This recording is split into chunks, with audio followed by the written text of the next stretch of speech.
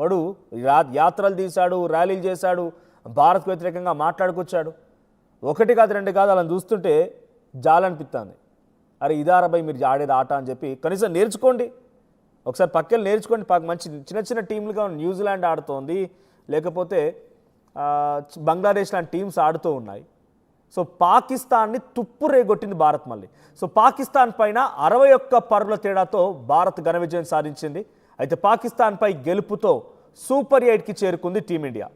పాక్ బ్యాటర్లని అటు మన బౌలర్లు ముందుగానే అడ్డుకునే ప్రయత్నం చేసి 61 పరుగుల తేడాతో భారత్ గెలిచిందని అర్థం చేసుకోండి. ఇక ఫస్ట్ బ్యాటింగ్ టాస్ ఓడిపై బ్యాటింగ్కి దిగినటువంటి భారత్ 175 పరుగులు చేసింది, 7 వికెట్ల కోల్పోవడంతో. ఇక 40 బాల్స్లోనే ఏకంగా 40 బాల్స్లో 77 స్కోర్ చేశారు. నా man of the match Ishan Kishan. He's a super hero అని చెప్పాలి. ఇషాన్ కిషన్ నిన్న ఆడినటువంటి తీరు చూసి అందరూ షాక్కు గురయ్యారు. 18 ఓవర్లో 100 పరుగులకే అటు పాకిస్తాన్ని ఆల్అౌట్ చేశారు మన బౌలర్లు. ఓటమి తర్వాత డ్రెస్సింగ్ రూమ్కి వెళ్ళి ఎక్కి ఏడ్చారు పాకిస్తాన్ ప్లేయర్లు. ఒకటా రెండా ఎన్నిసార్లు భారత్తో తలపడినప్పుడల్లా మాకు ఘోర పరాజయమే తప్ప మాకు కనీసం దగ్గరకైనా వెళ్ళే అవకాశం లేదా. ఇక పాక్ ఆట చూసి కోపంతో అభిమానులంతా ఊగిపోయారు. ఇండియాపై గెలవడం మీకు చేత కాదంటూ టీవీలు పగలగొడుతూ పాక్ ఫ్యాన్స్ అంతా ఏడుస్తూ ఉన్నారు. పాక్ ఫ్యాన్స్ అంతా మనం ఆడేటువంటి ఆటను చూసి వాళ్ళ ప్లేయర్స్ ఓడిపోతారని ముందుగానే కన్ఫర్మ్ చేసుకున్నారట. ఒకసారి ఇన్ డీటెయిల్డ్గా మ్యాచ్ హైలైట్స్ చూస్తే నిన్న భారత్ వైపు నుంచి అభిషేక్ శర్మ, ఇషాన్ కిషన్, తిలక్ వర్మ, సూర్యకుమార్ యాదవ్, హార్దిక్ పాండ్యా, అక్షర్ పటేల్, శివం దుబే, కుల్దీప్ సింగ్ యాదవ్, జస్ప్రీత్ బుమ్రా అండ్ వరుణ్ చక్రవర్తి వీళ్ళు నిన్న టీంలో ఉన్నారు. సో మొదటగా టాస్ వేస్తే టాస్లో భారత్ ఓడిపోయింది, పాకిస్తాన్ గెలిచింది. పాకిస్తాన్ గెలిచి బౌలింగ్ ఎంచుకుంది. టాస్ ఓడిపోయి భారత్ బ్యాటింగ్ చేయాల్సి వచ్చింది. ఇక కొలంబో స్టేడియం వేదికగా జరిగినటువంటి ఈ మ్యాచ్లో చాలా ఉత్కంఠభరితమైనటువంటి పోరు కొనసాగింది. సో గ్రూప్ ఏలో మొత్తం 5 జట్లు ఉన్నాయి. Bharat, Pak, USA, Netherlands, Namibia జట్లు ఉన్నాయి. సో వరుసగా 3 విజయాలు సాధించింది అమెరికా. సో రెండో స్థానంలో నిలిచింది. అటు పాక్ జట్టు కూడా 4 పాయింట్లతో రెండో స్థానంలో ఉంది. మొదటి స్థానంలో భారత్ నిలిచింది. సో ఇక నిన్న జరిగినటువంటి మ్యాచ్లో తుక్కుగా పాకిస్తాన్ని చిత్తురేగొట్టారని చెప్పాలి.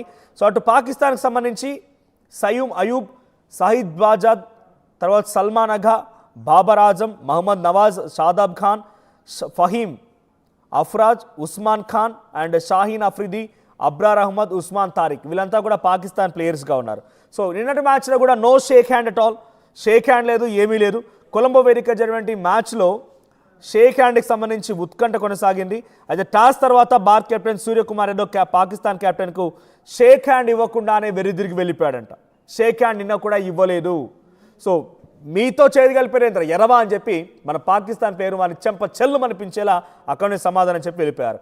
ఇక మ్యాచ్ మొదలైంది. మ్యాచ్ మొదలైన వెంటనే అభిషేక్ శర్మ తొలి ఓవర్లోనే చివరి బంతికి డక్అవుట్ అయ్యాడంట.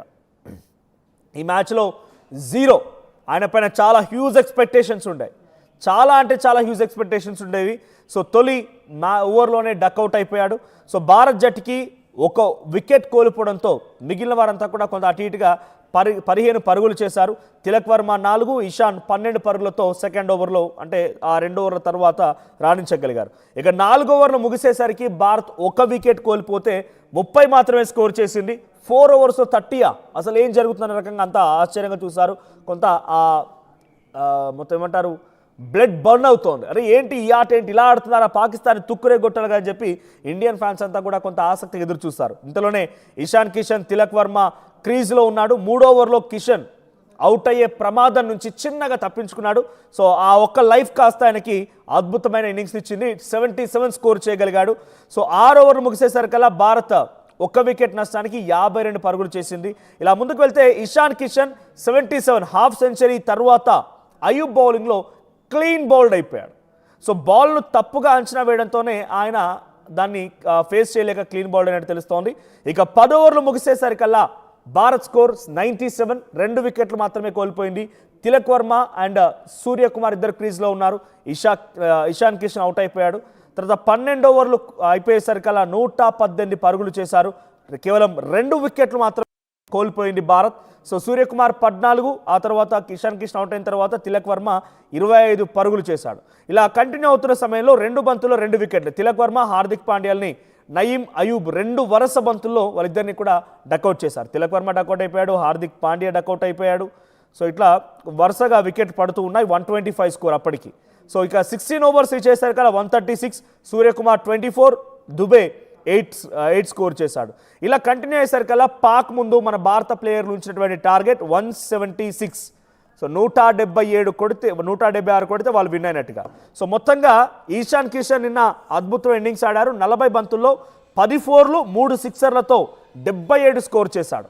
సో నిన్న హైయెస్ట్ ఆయనే. సో మొత్తంగా నిన్న మ్యాచ్లో ఆడిన తీరు చూసి ఇషాన్ కిషన్ ఆడిన తీరు చూసి అందరూ కూడా షాక్ గురయ్యారు.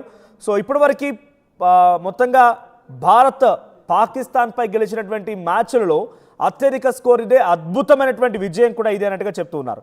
ఇక పాక్ మొదలెట్టేసింది బ్యాటింగ్. పాక్ బ్యాటింగ్ మొదలెట్టేసరికల్లా 2 ఓవర్లు ముగిసేసరికల్లా 3 వికెట్లు కోల్పోయింది. హార్దిక్ 1 వికెట్ తీశాడు, బూమ్రా 2 వికెట్లు తీశారు.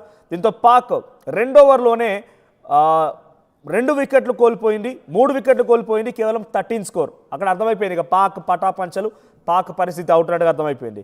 ఇక ఆ 5 ఓవర్లు ముగిసేసరికల్లా 4 వికెట్లు కోల్పోయింది, కేవలం 34 పరుగులు మాత్రమే చేసింది. చివరిగా 9 వికెట్లు కోల్పోయింది, కేవలం 15.3. 15 ఓవర్లోనే 9 వికెట్లు కోల్పోయింది. కంప్లీట్గా స్వీప్ అవుట్, అందరినీ తుక్కు కింద తుక్కు రేగొట్టారని చెప్పాలి భారత బౌలర్లు పాకిస్తాన్కి సంబంధించినటువంటి ప్లేయర్స్ని. సో 61 పరుగుల తేడాతో భారత్ చాలా చిత్తుగా ఓడిపోయింది. 61 పరుగుల తేడాతో టోర్నమెంట్ని 2వ ప్లేస్లో ఉంది గ్రూప్ ఏలో. సో ఇక 8వ రౌండ్కి సూపర్ 8కి భారత్ క్వాలిఫై అయింది. వరుసగా 3 విన్నింగ్స్తో గ్రూప్ ఏలో టాప్లో నిలిచింది భారత్. సో ప్రజెంట్ భారత ఆటగాల్లో ఈశాన్ కిషన్ అద్భుతమైనటువంటి ఆటని ప్రదర్శించాడు. సో ఈశాన్ కిషన్ని చూసి అందరూ కూడా షాక్ గురయ్యారు, ఏంటి ఇంతలో అద్భుతంగా ఆడుతున్నాడని చెప్పి. కానీ అభిషేక్ శర్మ పైన కొంత ఎగ్జైటింగ్గా ఆయన ఎట్లా ఆడబోతున్నాడు ఏంటి అనేది కొంత ఎగ్జైటింగ్గా ఉన్నప్పటికీ సో అభిషేక్ శర్మ మాత్రం అంత స్థాయిలో ఆడించలేకపోయాడు. No shake hand, it's the biggest thing in the yesterday's match. So shake hand లేదు. సో తర్వాత అభిషేక్ శర్మ, హార్దిక్ పాండ్యా వీళ్ళంతా కూడా డకౌట్గా ఉన్నప్పటికీ పెద్ద ఎత్తున మన వాళ్ళు రాణించగలిగారు. సో అభిషేక్ శర్మ, హార్దిక్ పాండ్యా, అక్షర్ పటేల్ ముగ్గురు డకౌట్ పెట్టినా కూడా బౌలింగ్లో మాత్రం సూపర్గా రాణించగలిగారు. సో హార్దిక్ పాండ్యా బౌలింగ్ సూపర్గా పర్ఫామ్ చేశాడు. సో ఈశాన్ కిషన్ అండ్ సూర్యకుమార్ ఇద్దరు కూడా నేను అద్భుతమైన పర్ఫార్మెన్స్ చేశారు. సో తిలక్ వర్మ, శివం దుబే, రింకు సింగ్. సో ఎక్కువగా ఈశాన్ కిషన్ గురించి మాట్లాడుకోవచ్చు. ఈశాన్ కిషన్ అద్భుతమైనటువంటి ఆటను రాణించగలిగాడు. దీంతో పాకిస్తాన్ తల్లు పట్టుకుంది. ఏకంగా పాకిస్తాన్ గతంలోనే పాకిస్తాన్కి సంబంధించిన ఒక నటి I love Indian cricket players అని చెప్పుకొచ్చింది, ఐ లవ్ ఇండియా అని చెప్పుకొచ్చింది ఆట తర్వాత. ఇప్పుడు మళ్ళీ గతంలో ఓడిఐ, ఇప్పుడు T20 మ్యాచ్ల్లో కూడా అదే విధమైనటువంటి రెస్పాన్స్ పాకిస్తాన్ నుంచి భారత ప్లేయర్లకి దక్కుతోంది. పాకిస్తాన్ ప్లేయర్లు కూడా, పాకిస్తాన్ అభిమానులు కూడా, పాకిస్తాన్ ప్రజలు కూడా భారత్ గ్రేట్ అంటున్నారు, ఇండియన్ ప్లేయర్స్ ఆర్ గ్రేట్ అంటున్నారు.